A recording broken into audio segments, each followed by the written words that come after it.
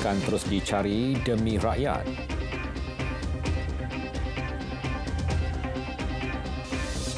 Assalamualaikum, salam Malaysia Madani, saya Muhammad Shah Musa. Kebenaran akan terus dicari dalam siasatan kecurian dana negara untuk rakyat sekalipun perlu berhadapan dengan kritikan. Perdana Menteri Datuk Seri Anwar Ibrahim berkata, siasatan terhadap golongan kaya dan kenamaan tidak mudah serta memerlukan sokongan banyak pihak. Curi duit ni, curi. Pemimpin-pemimpin, banyak kes. Dan bila kita nak ambil tindakan, dia marah. Ini Perdana Menteri ini kasar sangat nak ambil tindakan. Ini bagi saya aneh. Sepatutnya you sokong, bukan senang tahu. Mau siasat itu tuntun. Siasat ketua kampung senang. Siasat cikgu sekolah taman lagi senang. Tapi mau siasat orang kaya yang besar-besar yang curi duit, you ingat senang ke? Tambahnya, beliau bertekad untuk tiada lagi pihak yang berterusan mencuri hak dan harta rakyat Malaysia. Beliau berucap pada sambutan Pesta Pongal Kebangsaan 2024 di Padang Cete, Kelang.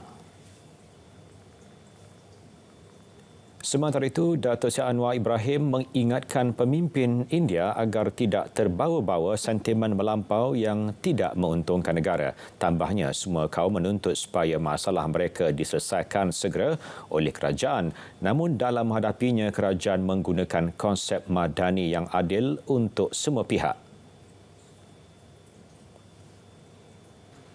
Saya telah minta di kementerian, baik Kementerian Keuangan, Sumber Manusia dan tentunya Kementerian Perpaduan, semua program kerajaan mesti kenal pasti masalah rakyat tanpa mengira kaum.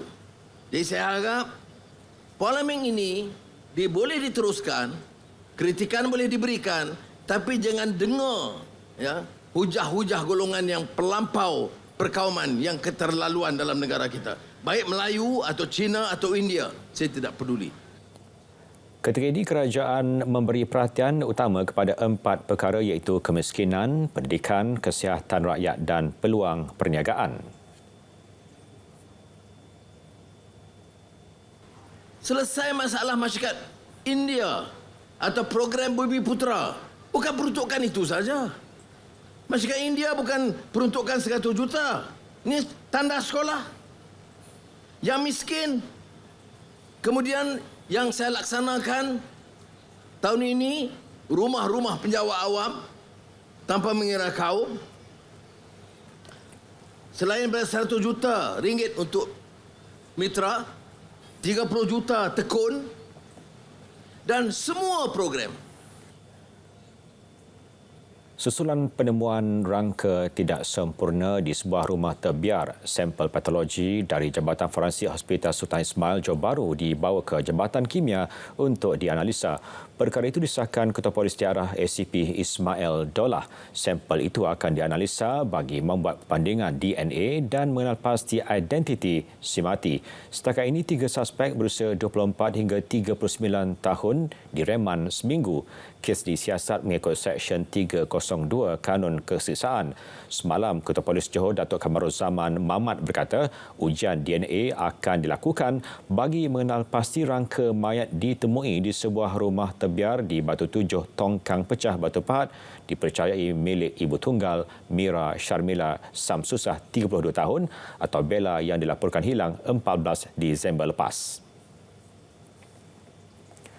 Seorang anggota penguatkuasa JPJ Kelantan cedera selepas dirempuh sebuah kenderaan yang melarikan diri ketika melalui sekatan jalan raya Op Pengarah JPJ Kelantan. Kita dikejutkan dengan satu insiden di mana anggota kita telah dirempuh oleh sebuah kereta jenis kancil, motorkar kancil warna perak, yang mana kita dah kenal pasti dan report polis selepas ni kita akan susul dengan report polis dan insyaAllah dengan bantuan pihak polis kita akan buat tangkapan dan kenderaan itu kita akan sita. Anggota berkenaan Muhammad Azrin Abdul Wahab, 43 tahun, stabil setelah mendapat rawatan.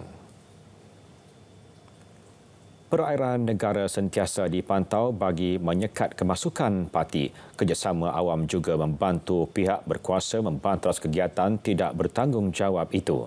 Dan semalam, sistem pengawasan laut berjaya mengesan satu kontak curiga dari laluan skim pemisah trafik menuju ke Kuala Sungai Sepang, Selangor. Sejurus menerima maklumat berkenaan, bot nelayan tempatan itu berjaya ditahan menerusi Op Murni Op Tiris Fasa 3.0. Pengarah Maritim Melaka dan Negeri Sembilan, Kapten Maritim Muhammad Khairi Abdul Aziz mengesahkan penahanan bot berkenaan bersama 3 individu, masing-masing tekong awak-awak tempatan dan seorang warga Indonesia dipercayai parti kerana tidak mempunyai pengenalan diri serta dokumen perjalanan sah. Kes disiasat di bawah Akta Immigration 1959-93 dan Akta Anti Pemerdagangan Migran 2022. Dua lelaki warga asing ditahan Agensi Penguatkuasaan Maritim Malaysia APMM Zon Maritim Labuan di sekitar perairan Pulau 3 kerana melakukan kegiatan bom ikan.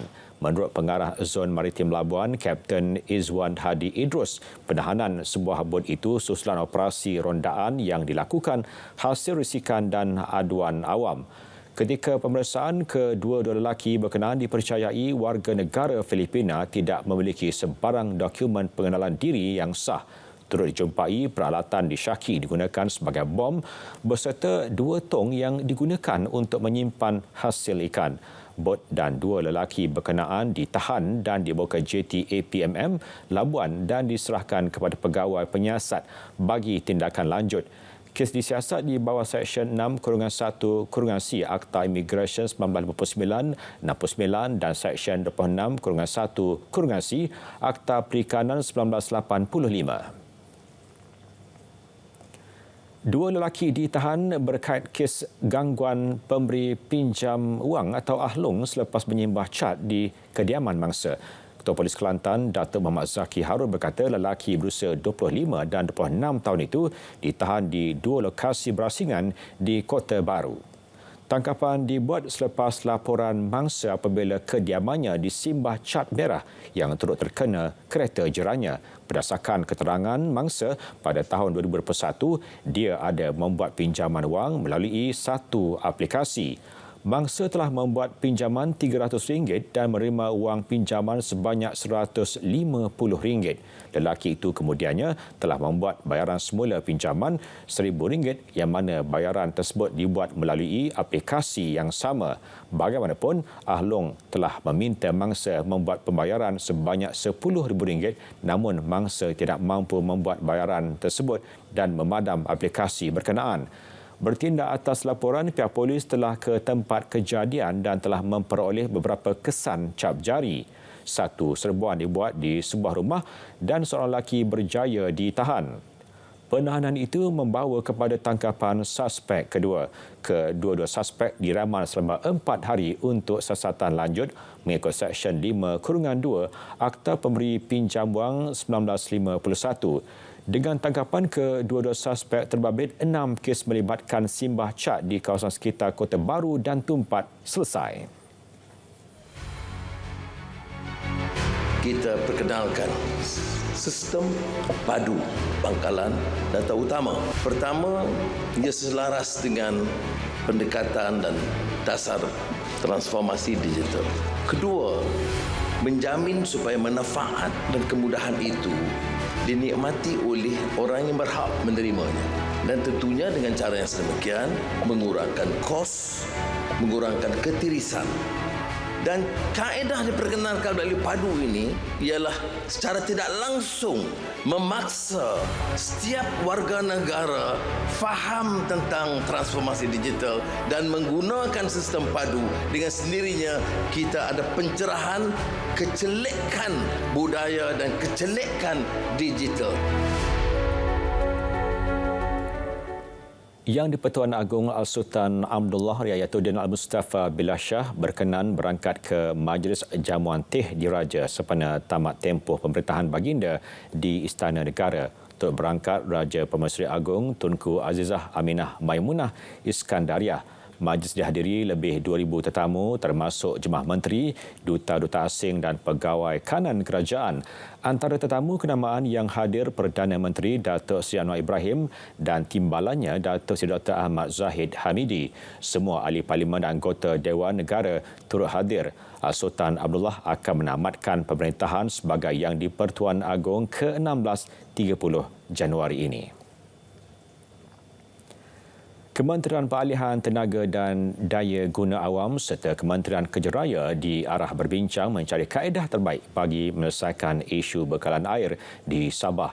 Ini terutama melibatkan projek Loji Rawatan Air LRA Telibong 2 Fasa 2 di Tuaran. Timbalan Perdana Menteri Datuk Seri Fadilah Yusof berkata perbincangan perlu diadakan dalam tempoh 2 minggu bersama agensi berkaitan termasuk Jabatan Kerja Raya dan Jabatan Air Negeri Sabah.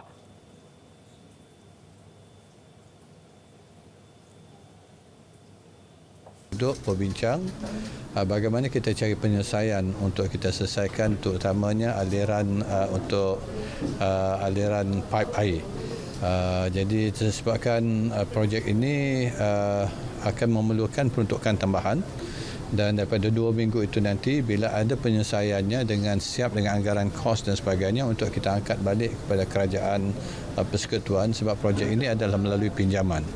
Jadi kita kena berbincang bagaimana kita nak mencari dana tambahan. Kes kartel perolehan babitkan kerja pembinaan di sebuah kem TLDM di Johor bernilai lebih 9 juta ringgit. Kementerian Pertahanan sedia beri kerjasama penuh kepada SPRM sehingga siasatan kes itu selesai. Harap supaya tindakan-tindakan yang sewajarnya dapat diambil. Sebagai menteri saya amat mengalu-alukan dan akan memberi kerjasama pada pihak SPRM. Dan saya harap supaya ini menjadi pengajaran supaya projek-projek kerajaan yang telah diluluskan benar-benar sampai ke sasarannya. Bila berkata demikian kepada pemberita selepas merasmikan Karnival Komuniti Madani Sedili Kota Tinggi di Kota Tinggi Johor. Sebelum ini, TLDM mengesahkan 3 anggotanya yang berusia 28 hingga 47 tahun ditahan SPRM. Mereka dipercayai membuat tuntutan palsu dan menjadi dalang kartel terbabit. Ia melibatkan 13 syarikat pembekal yang menguruskan kerja-kerja pembinaan di kem berkenaan. Penyasaran semula subsidi yang dilaksana secara berfasa tahun ini akan disertai dengan penambahbaikan pemberian bantuan sosial kepada rakyat. Menteri Perdagangan Dalam Negeri dan Kelestarian Hidup Datuk Armizan Muhammad Ali berkata perbincangan diadakan dengan beberapa kementerian untuk memperkemas pemberian termasuk sumbangan tunai rahmah STR. Beliau ditemui pemberita selepas meninjau program Jualan Rahmah di Padang Besar, Perlis. Antara penambahbaikan STR yang boleh dilaksana ialah meningkatkan jumlah bantuan selain menambah liputan pemberiannya kepada kumpulan sasar yang lebih ramai. Penguatkuasaan terus diperkukuh bagi membantras penyeludupan dan ketirisan barangan kawalan bersubsidi di sempadan.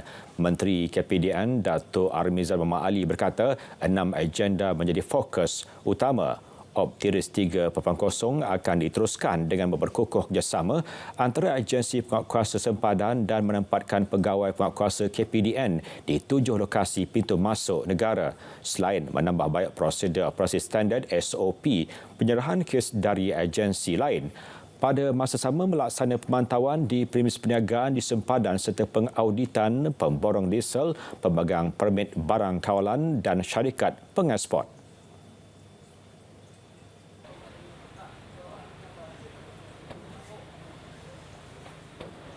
Jadi ini 6 langkah immediately yang akan dilaksanakan oleh KPDN serta merta selain daripada kita tengah mengumpulkan maklumat operasi sedia ada untuk kita menambah baik dan memukakan cadangan kepada KDN khususnya bagi pelaksanaan single border agency kelak dan begitu juga persiapan kita untuk menghadapi pelaksanaan penyasaran semula subsidi yang akan diumumkan oleh agensi pusat. Beliau berkata demikian dalam sidang media selepas membuat lawatan kerja di Kompleks Immigration, Kastam, Kuarantin dan Keselamatan ICQS Padang Besar Perlis. Sejumlah 113 juta ringgit untuk membaik pulih cerun runtuh dan jalan raya rosak di negeri-negeri terjejas banjir diluluskan. Menteri Kerja Raya Datuk Seri Alexander Nantalinggi berkata ia melibatkan 129 projek di Kelantan, Terengganu, Johor dan Pahang. Jelas beliau 55.4 juta ringgit diperuntukkan bagi membaik pulih 48 cerun manakala 57.6 juta ringgit untuk baik pulih 81 jalan raya rosak.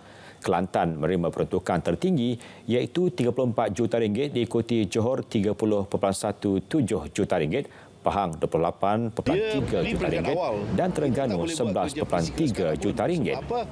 Hujan masih turun. Kita difahamkan monsun ini akan berlalu tak sampailah bulan Mac. Sebab itu kita lebih suka sampai tiba masanya tak lagi ada hujan ataupun hujan dah tak turun lagi, kurang. Masa itulah kita buat kerja supaya kita pastikan kerja-kerja itu cukup sempurna dan terbaik.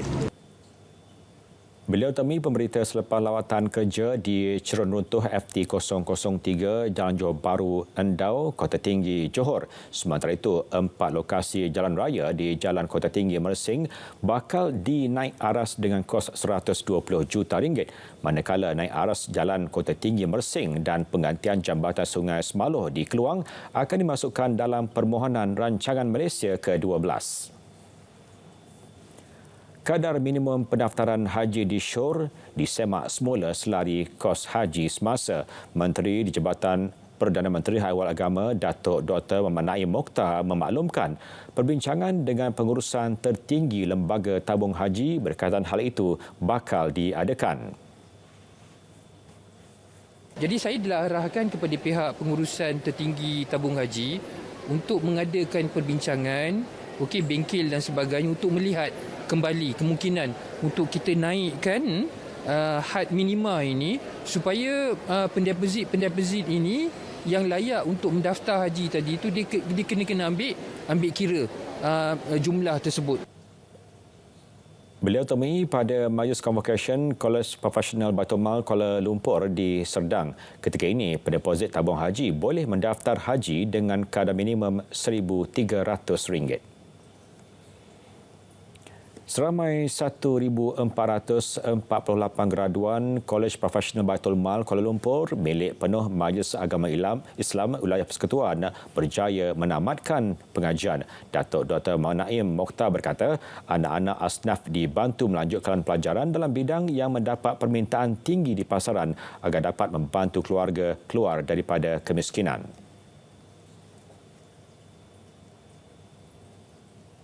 Kita nak pastikan supaya golongan asnaf ini dapat keluar daripada kepompong kemiskinan. Harapan kita agar mereka ini satu masa akan dapat untuk mengeluarkan zakat. Jadi pada Mawib, pendidikan adalah merupakan antara perkara yang sangat penting. Yang ini Allah SWT dah sebut dalam Al-Quran. Perbezaan antara orang yang berilmu dengan orang yang tidak berilmu.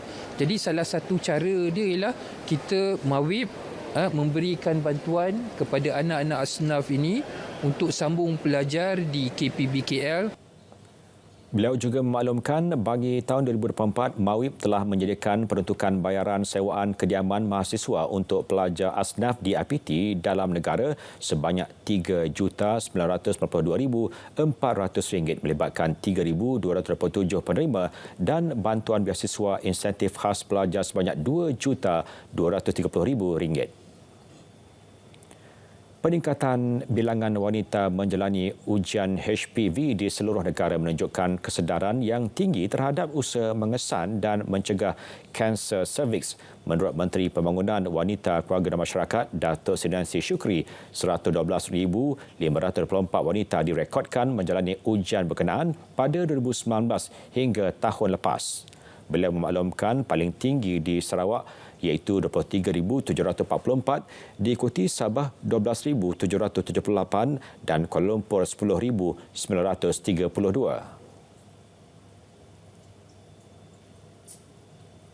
pergilah pergi ke klinik supaya boleh menjalani saringan ini. Ada dua, satu cancer cervix HPV DNA itu dan juga kedua adalah mammogram. Selain itu kita sudah sentiasa membuat program untuk pap smear. Jadi ini semuanya ongoing proses dan tertumpu fokus kita kepada wanita. Kenapa wanita? Kita sayang wanita.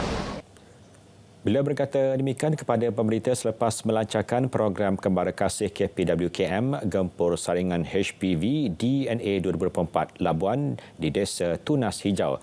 Menurut Datuk Seri Nancy, tahun ini pihaknya menyasarkan 57,000 wanita mendapat manfaat kempen kesedaran kanser reproduktif wanita WCare yang meliputi program saringan kanser cervix dan subsidi ujian mamogram yang ditawarkan secara percuma. Menteri Pelancongan, Industri Kreatif dan Seni Persembahan Sarawak, Datuk Seri Abdul Karim Rahman Hamzah menafikan sebarang spekulasi berkenaan peletakan jawatan Tan Sri Wan Junaidi Tuanku Jaafar sebagai Speaker Dewan Negara dan dilaporkan akan menyandang jawatan yang di-Pertua Negeri Sarawak. Semalam, Malaysia khususnya Sarawak digemparkan dengan laporan peletakan jawatan Tan Sri Wan Junaidi sebagai yang di-Pertua Dewan Negara.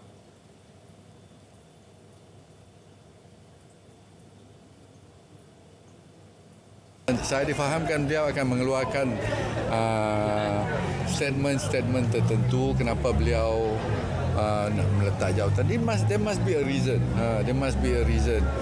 Saya pun membaca social media ada mengatakan bahawa beliau akan mungkin naik menjadi gubernur ataupun Tuan Yang Terutama Sarawak. Sama ada itu betul ataupun tidak, kita tunggu saja. Bagi saya ini adalah semuanya ramalan-ramalan. Tapi ramalan kadang-kadangnya betul, kadang-kadangnya tidak betul, sama macam ramalan cuaca juga. Beliau berkata demikian selepas menyempurnakan majlis perasmian cawangan baru Kawasaki Kuching di Travilion Center Jalan Petanak Kuching hari ini. Seramai 242 pelajar dari 25 pusat pengajian tinggi tempatan bersaing dalam Green City AR iPad Challenge Shaping Sustainable Urban Cities anjuran UDA Holdings Berhad. Ini merupakan pertandingan reka bentuk bandar mampan dalam Augmented Reality AR. Ketua Pegawai Operasi Perkhidmatan Korporat Kumpulan UDA Holdings Berhad, Reza Huzari Zainuddin berkata, pertandingan julung kali diadakan merupakan kolaborasi antara UDA dengan Apple Professional Learning Malaysia APLM dan UKM Pakarunding. Inilah satu pertandingan yang dapat untuk memberi peluang kepada student-student agar lebih kreatif, lebih inovatif, especially untuk explore benda baru seperti augmented reality. Beliau temui media selepas majlis penyampaian hadiah kepada pemenang di Kuala Lumpur. Juara pertandingan menerima hadiah wang tunai sebanyak RM12,000, manakala tempat kedua dan ketiga masing-masing menerima RM9,000 dan RM6,000. Penerima sagu hati pula mendapat RM1,800 setiap kumpulan. Persembahan mantap dan memukau daripada 14 peserta di minggu kedua bintang RTM 2024. Kesemua peserta tampil menyelah dan menonjolkan kehebatan vokal masing-masing. Namun tiada siapa yang tersingkir pada minggu kedua ini dan peserta akan meneruskan konsert minggu ketiga bintang RTM 2024. Bila kita beri mereka peluang satu lagi minggu untuk membuktikan kemampuan mereka, kerana kita tahu pentas televisyen ni bukan satu yang mudah. Memang nyanyi kat luar lain, nyanyi kat rumah lain, dekat Instagram lain, bila berada di atas pentas besar macam ni, dia punya nervousness tu lain, berbeza. Pilihan juri jemputan Dato' Alia pada minggu ini Shah Nuril yang berjaya membuat persembahan terbaik. Dia membawa pulang wang tunai RM1,000 dan tajaan package spa.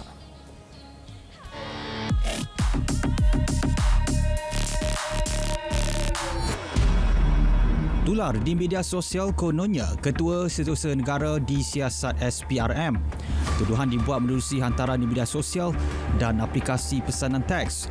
Antara kesalahan yang dikaitkan dengan KSN, skandal RM300 juta, promosi kempen program kerajaan, terima banglo mewah daripada kontraktor dan terlibat kes pemerdagangan manusia. Penelitian pasukan biar betul mendapati maklumat yang dikongsi adalah tidak benar. Menurut Ketua Pesuruhjaya SPRM, tiada siasatan seumpama dijalankan. Dia khawatir fitnah berkenaan akan merosakkan nama KSN.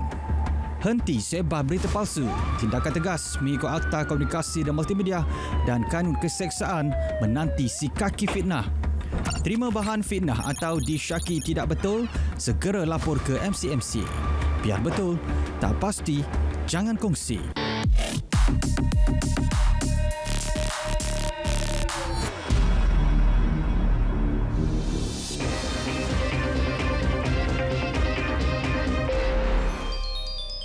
Sukan Perkembangan Liga Malaysia Seri Pahang FC mengintar khidmat pemain import berkualiti bagi menghadapi saingan Liga Super musim 2024-2025. Jurulatihnya Fendi Ahmad berkata tumpuan utama adalah di bahagian serangan, tengah dan pertahanan. Menurut beliau, ini bagi mengisi kekosongan ditinggalkan 4 pemain import yang tidak lagi bersama skuad Tok Gajah musim depan. Jelas Fendi, beliau berharap semua pemain import baru yang menyertai pasukan adalah yang berkualiti dan mampu memantapkan pasukan. Pada masa sama, jurulatih berusia 61 tahun itu juga berharap dapat membentuk keseimbangan di antara pemain muda dan berpengalaman. Seri Pahang menamatkan saingan Liga Super musim lalu di kedudukan ke-5 dengan mengumpul 45 mata. Perkembangan Piala Negara-Negara Afrika, penyerang Mesir Muhammad Salah bakal terlepas 2 perlawanan selepas mengalami kecederaan hamstring semasa seri 2-2 dengan Ghana Khamis lalu. Perkara tersebut disahkan Persatuan Bola Sepak Mesir EFA.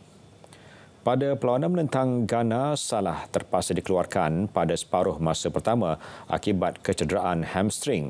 Terdahulu, Doktor Perubatan Mesir Muhammad Abu Al-Ela berkata Salah pada mulanya mahu meneruskan perlawanan namun minta untuk dikeluarkan setelah mengalami kesakitan. Sementara itu, pengurus Liverpool Jurgen Klopp mencadangkan Salah untuk meninggalkan kamp Mesir dan balik ke pangkuan kelabnya.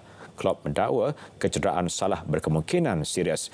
Kehilangan Salah bakal menjadi tamparan hebat kepada Mesir yang memulakan kempen mereka dengan hambar di Ivory Coast.